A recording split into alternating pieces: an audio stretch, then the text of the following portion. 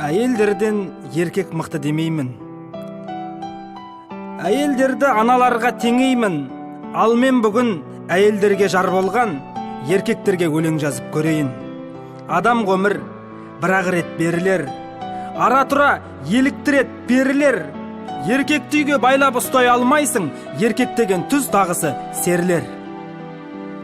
Өкпелеме кетсе егер қыдырып, оған бола не қыласың жын ұрып.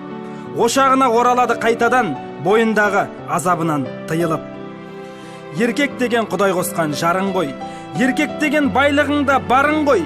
Білсең егер ұлы сөзде ұят жоқ, еркек деген күнделікті дәрің ғой. Еркек деген еркелеген еркен ғой, еркек деген қорғап жүрер желкен ғой. Еркек деген жаурағанда қарағым, еркек деген жамылатын көрпен ғой.